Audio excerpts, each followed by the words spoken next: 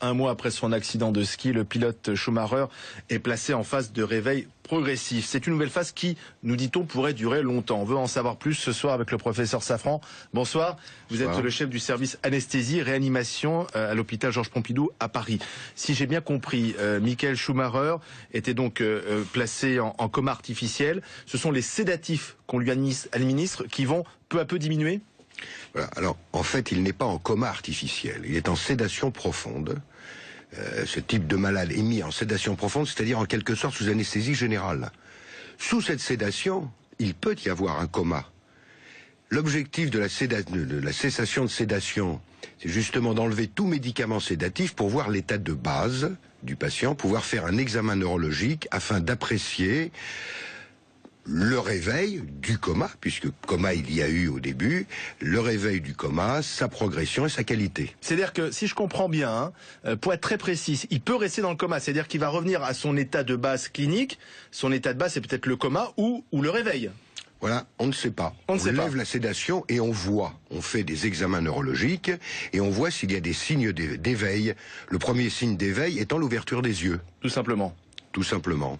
Alors ensuite, bien entendu, on va faire des manœuvres d'examen neurologique, c'est-à-dire qu'on va essayer d'évaluer les réflexes, d'évaluer la motricité, c'est-à-dire comment il bouge ses bras, ses jambes, s'il le fait spontanément, s'il le fait à la demande, si les réponses qu'il fournit aux demandes sont adaptées. Tout ça, c'est une lente évolution qui va nécessiter des examens neurologiques répétés. Pourquoi avoir attendu un mois avant d'enclencher cette phase de réveil progressif? Alors, dans le cas précis, je ne peux pas vous répondre. Mais un mois, ça semble long.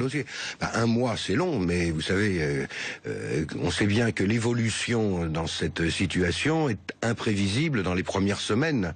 Donc parfois, cette sédation doit être maintenue pendant quelques jours, parfois pendant quelques semaines, ou plus encore, en fonction de l'évolution du patient et de sa stabilité. C'est-à-dire qu'on a mis le cerveau au repos pour réduire justement les risques de conséquences. On a réduit la consommation d'oxygène par les cellules cérébrales et d'ailleurs par les autres cellules de l'organisme, et éviter des mouvements intempestifs qui auraient engendré des dégâts supplémentaires sur le cerveau. Contrairement à ce qu'on pourrait penser, une phase de réveil, ça se fait pas en quelques minutes, ça peut durer longtemps. Ah oui, vous savez, c'est pas comme le bouton électrique sur lequel on appuie pour allumer ou éteindre.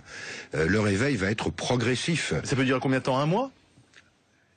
Ça peut durer quelques heures, quelques semaines, un mois, plus d'un mois, voire jamais. C'est-à-dire jamais?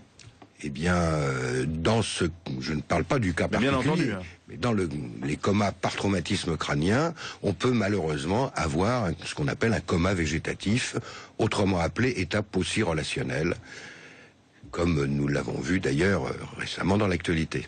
Vous parlez du cas Lambert ? Par exemple. On a vu des patients, semble-t-il, et ça c'est la note d'espoir, s'améliorer même 3 ans après un accident. L'amélioration, de toute façon, est progressive. Il y a un moment où la situation ne s'améliore plus, en tout cas au plan physique, ce qu'on appelle la consolidation de l'état. Bon, les désordres neuropsychiques, cognitifs, peuvent, eux, continuer à s'améliorer par une rééducation, par de l'orthophonie, de la psychologie, que sais-je encore. Alors, vous êtes médecin, il faut effectivement du temps, et en même temps, il y a une pression médiatique incroyable, parce que c'était l'un des sportifs les plus connus au monde, et semble-t-il, c'est cette pression médiatique qui a eu raison, un peu la volonté de discrétion de la famille, qui a communiqué aujourd'hui pour nous dire que Schumacher était placé en phase de réveil.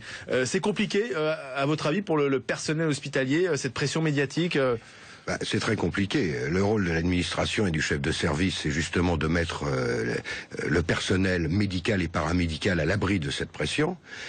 Tout ce personnel, y compris l'administration, est soumis au secret professionnel.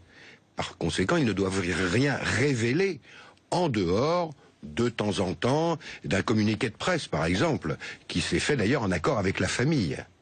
D'accord. Donc discrétion dans la communication, mais communication tout de même. Est-ce que le statut du patient oblige finalement à une plus grande prudence, notamment dans les prises de décision? Là, on a attendu un mois avant d'entamer cette phase de réveil.